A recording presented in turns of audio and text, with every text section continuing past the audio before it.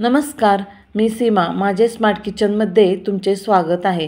आज आपण पाहणार आहोत पितृपक्ष विशेष थापीव वड्या, याला पाटवड्यासुद्धा म्हणतात. तर चला आपण थापीव वड्याची रेसिपी पाहूया. याच्यात काय काय घालायचं आणि कशी बनवायची, ही रेसिपी एकदम सोपी आहे. तर बघा, याच्यात मी लसूण घेतलेला आहे, 1 इंच अद्रकचा तुकडा घेतलेला आहे, 1 गड्डी लसूण घेतलेला आहे, 4-5 मिरच्या घेतल्यात, जिरे घेतल्यात आणि कोथिंबीर. ह्याचं आपल्याला आता मिक्सरला बारीक वाटण बनवून घ्यायचं आहे. तर बघा, आता ह्याचं आपण वाटण बनवून घेऊया.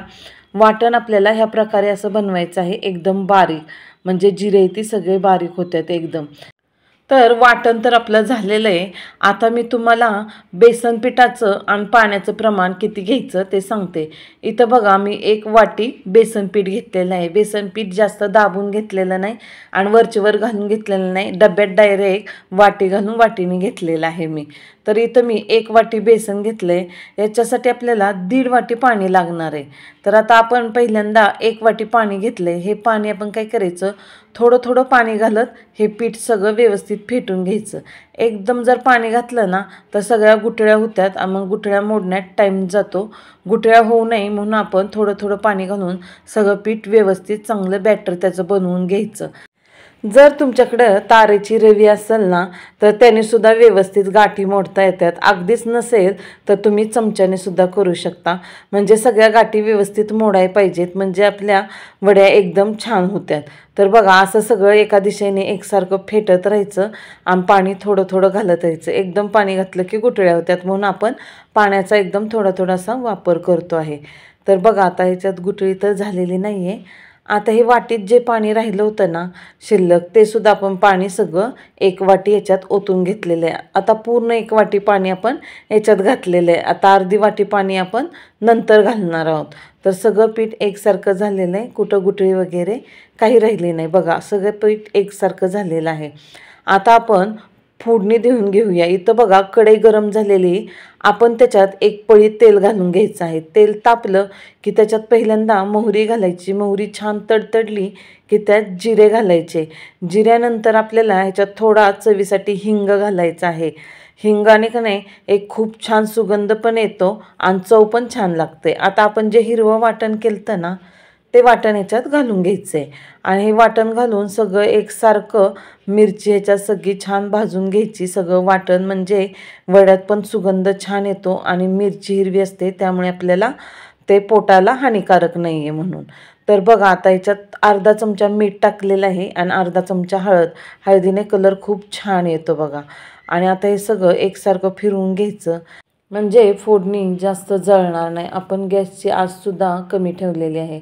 आता आपण मगाशी 1 वाटी पाण्याचा वापर केला, इथं आता राहिलेलं अर्धी वाटी पाणी घालून घेतलं, म्हणजे एकूण 1.5 वाटी पाणी आपण घातलेलं आहे. तर काय करायचं, आता गॅसची आच कमीच आहे.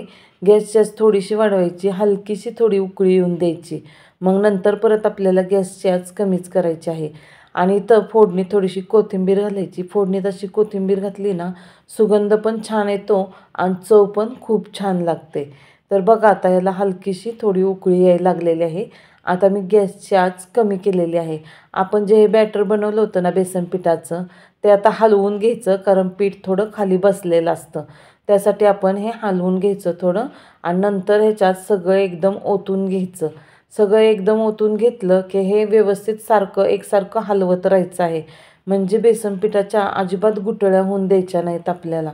गुठळ्या झाल्या तर वड्या व्यवस्थित येत नाही, त्यामुळं सारखं हलवत राहायचं आहे. गॅसची आच आपण मीडियमच ठेवलेली आहे. जास्त वाढवली तर पीठ एकदम घट्ट होऊन जाईल आणि शिजणार नाही. असं एकसारखं हलवत राहायचं आणि ज्यामध्ये आधी थोडंफार पीठ घट्ट व्हायला लागलं ना की गाठी होतात ना, त्या गाठी पाठीमागच्या साईडने मोडत राहायचं, म्हणजे सगळं पीठ एकसारखं आणि व्यवस्थित छान होतं. पीठ बघा शिजत आलं का नाही की अशा त्याच्या गाठी होत्या, त्या आपण काय करायचं, चमच्याच्या मागच्या साईडने आहे ना गाठी मोडत मोडत पीठ सगळं एकसारखं करून घ्यायचं, म्हणजे सगळं पीठ एकसारखं मऊसूद होतं आणि वड्या पण एकदम छान होतात. काही काही वेळेस आपण विकतचं पीठ आणतो ना, विकतच्या पिठात बाकीची भेसळ असते पिठांची, डाळींची वगैरे, त्याच्यामुळं त्या पिठाला जास्त चिकटपणा नसतो. तर हरभऱ्याची डाळ आणून ती दळून त्याचं बेसन करून आपण त्याच्या वड्या बनवल्या ना, त्या चवीला पण एकदम छान लागते ती आणि वड्यासुद्धा त्याच्या एकदम मस्त होत्या आणि पीठसुद्धा पिठाला असा चिकटपणा पण छान येतो. आता बघा पीठ घट्ट झालं आहे, एकसारखं हलवत राहायचं आहे आपल्याला. त्याच्या सगळ्या गाठी मोडून घ्यायच्या आहेत बघा.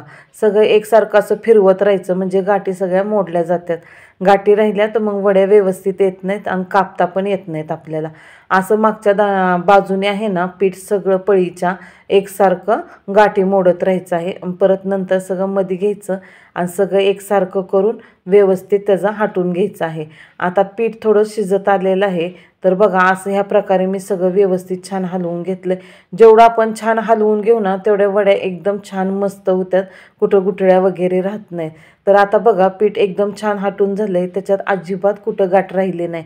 तर हे पीठ सगळं पळीचं काढून घ्यायचं आणि आपल्याला गॅसची आच एकदम कमी करून घ्यायची आहे. गॅसची आच एकदम कमी करून एक 4 ते 5 मिनटं पीठ हे झाकून ठेवायचं आहे म्हणजे छान वाफवलं जातं असं. आता पीठ एकदम परफेक्ट वाफवलं गेलं आहे बघा आणि एकदम छान झालेलं आहे. बघा सगळं पीठ एकसारखं आणि एकदम मस्त झालेलं आहे. त्याला चिकटपणा पण खूप असतो आपल्या घरच्या डाळीच्या पिठाला. आता काय करायचं इथं ताटाला आहे ना तेल लावून घ्यायचं. तेल लावताना आपण कडेच्या साईडनी पण तेल लावायचं म्हणजे वड्या चिटकणार नाहीत. आणि हे पीठ गरम गरम लगेचच ताटात घालून घ्यायचं आहे. थोडं थंड झालं तर मग ते व्यवस्थित पसरता येत नाही. पहिल्यांदा गरम असतं ना त्याच्यामुळं आपण असं चमच्याच्या किंवा पळीच्या वगैरे मागच्या साईडने एकसारखं पसरून घ्यायचं आहे. आणि जरा थंड होत आलं तुम्हाला वाटलं तर काय करायचं तुम्ही वाटीला थोडंसं तेल लावून त्याने पण पसरून घ्या जोपर्यंत गरम आहे तोपर्यंत.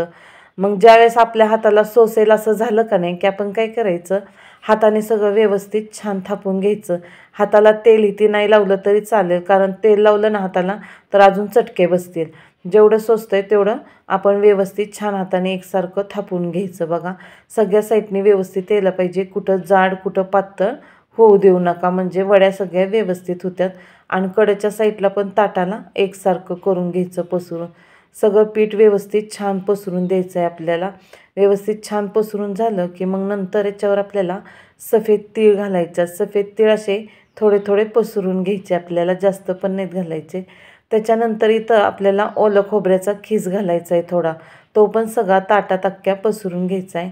नंतर कोथिंबीर घालायची इथं बघा. कोथिंबीर, ओलं खोबरं आणि तीळ घालून नंतर हाताने थोडं असं दाबून घ्यायचं आहे म्हणजे वड्या आपण केल्या का नाही की वड्यांना हे सगळं चिटकून राहतं खाली आणि वड्या पण एकदम व्यवस्थित दिसतात आणि खाताना पण एकदम व्यवस्थित लागतात. आता हे पीठ सगळं थंड व्हायला ठेवून दिलं तर मी बघा. आता हे एकदम थंड झालेलं आहे. आता आपल्याला पाहिजे त्या शेपमध्ये आपण वड्या काढून घ्यायच्या.